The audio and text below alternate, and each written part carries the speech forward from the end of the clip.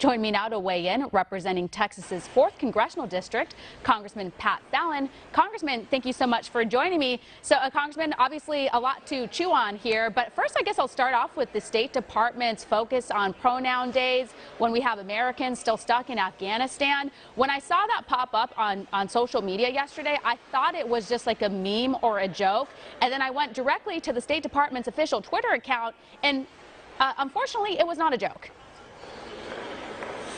Stephanie, I cannot believe that that's not from a satirical website. I'm speechless. He and she, you know what? I tell you what, Steph, I'm going to break some breaking news for you on OAN. I am no longer a middle-aged white guy. I'm going to identify as a very handsome 27-year-old Hispanic man. I mean, this is the kind of absurdity that we're talking about here. We're worried about a resurgent China and, a possible land invasion of Taiwan, and they're talking about what pronoun somebody wants to use? You gotta be kidding me. Yeah, no, exactly. My new pronouns are let's go, Brandon. I'm just kidding. But yeah, no, I thought it was something satirical. It looked like something from the Babylon Bee. And again, to my surprise, it wasn't. This is exactly what they're focusing on. And then when we think about what's going on in our country and abroad, and we have all these disasters, all these crises going on, and it seems like they're distracted. And so the argument would be is that, oh, well, they can walk and chew gum too. No, they can't. We know they can't because they've shown us they can't.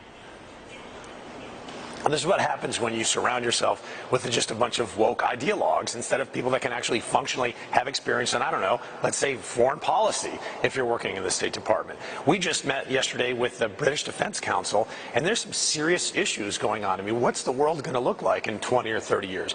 Are there still going to be rule of law, Jeffersonian democracies left on the planet, or is it going to be, is autocracy going to rule the day? These are the kinds of matters, and furthermore, to reset the balance of power in East Asia, are we going to have allies like Japan and Thailand and Australia and the United States and Britain contain, and India for that matter too, contain China? Or are we going to worry about who he and she wants to be called? Yeah. Exactly. No, it's just too much to keep track of here. And I had mentioned in the introduction some of the latest news coming out of Afghanistan. Obviously, we know that there are Americans and some of our Afghan allies that are still trapped there who want out. State Department's been very quiet about it. There's a huge lack of transparency. We still don't have an accurate count of how many people still want out. We know that Team Biden wants to turn the page on Afghanistan, but things are starting to kind of turn out as we suspected they would. And I mentioned that the Taliban, they have their new police chief in charge of security, and they're not going to even do any sort of regular police training. They're just going to go by Islamic law, whatever that means. I mean, it's going to be the same old Taliban. No, listen, this is thuggery, and they're bullies, and they're very dangerous, and they're also murderers. I mean, 20 years ago, the Taliban, this is the very regime and the same people that were shooting women in the head if they caught them with books.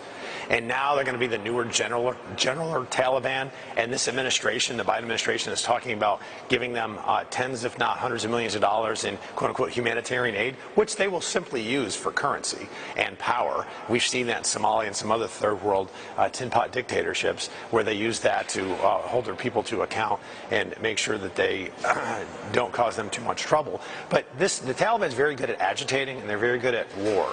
They're not good at, and they can destroy, but they can't really build. That's the issue. No, 100%. Now I want to jump over to the border crisis. That continues on. Still, nothing's been done about it. In fact, it seems like Team Biden is doing everything possible to make it worse. That is, they stopped the border wall construction. Even though all that material was paid for in Del Rio, Texas, it was sitting there to be finished being built, but they stopped that project. And then Kamala Harris, the VP, border czar, nowhere to be found still. And so now we're learning that migrants are being transported in the middle of the night. The White House Press Secretary Jen Psaki says, oh, it's not the middle of the night, it's in the early morning hours. No, like the hours between 2:30 a.m. and 4:30 a.m. We know what's going on here. They want to do it in the middle of the night because they don't want anyone to take notice of what's going on, because they know the optics are bad, because they know it's wrong. Yeah, we don't even have the September numbers yet for unlawful entries. We know that in August there were just under 209,000, which was 4 times worse than the last August President Trump was in office.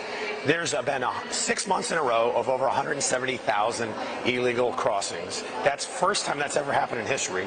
We're on track. We're already have a 21-year high, and we're on track right now. This year will be the worst on record for unlawful migrants, because the Biden administration doesn't have the will to secure our border. One of the most important things we can do as elected officials is keep our citizens safe. And if you're not safe, then you're not free.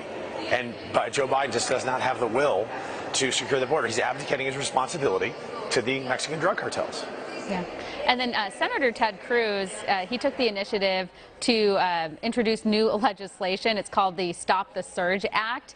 And basically it would create new ports of entry, which would be in Democrat-led communities, such as Martha's Vineyard and some of the other places that the Democrat elites seem to love to go to. So I fully support this, because what we're seeing right now is a lot of these migrants are being transported into the interior of the country in states, happens to be a lot of like red states and Republican states, where we have all these politicians there who are making it clear that they don't want this lawlessness going on in their country, and they've made it clear that they're for border security and they don't want any of this. So no one's being given a heads up. It just happens. So why don't they send them to Martha's Vineyard or to Nancy Pelosi's district? And they don't do that.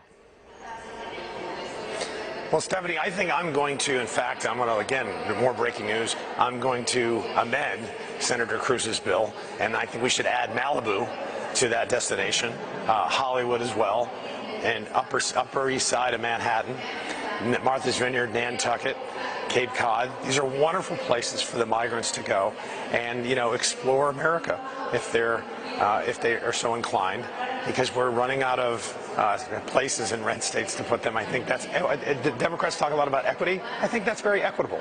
Yeah, and the reason Senator Ted Cruz brings this up is because, as you would know, Texas is being hard hit by this illegal immigration that is happening, and you know, all of these politicians, not you, but the other ones who are in favor of this or looking the other way, they're not really affected by it, so they ignore it.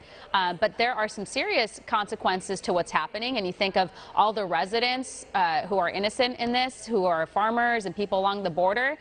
These people, they've explained that no one's helping them. They're out on their own. They worry about their families. They don't know who's coming through because people are coming from all over the world. We know that drug cartels are running amok as well. And so, yeah, there's serious concern there. But House Speaker Nancy Pelosi and all these elite Democrats, they sleep really well at night because most of them live behind gates in areas where they're not affected.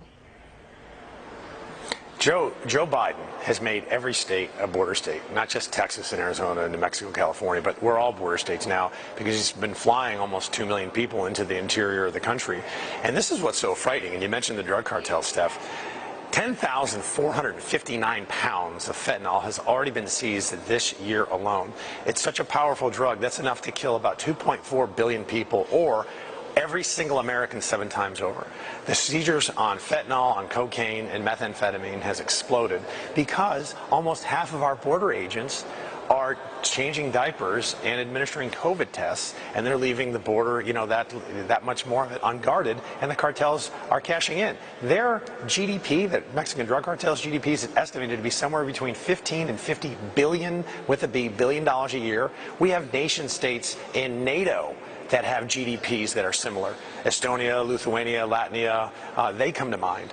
So we cannot leave our southern border unsecured and let the Mexican drug cartels make Mexico a de facto narco state. Yeah, I'm glad that you brought that up, because that always gets lost in the conversation, is the poison that is being brought to this country and killing so many Americans. And it's a serious issue. And we've talked about substance abuse and the overdoses happening in this country, and this contributes to that. Well, Congressman, we're going to leave it here. Thank you so much. Thanks, Stephanie. God bless. Take care. Thank you.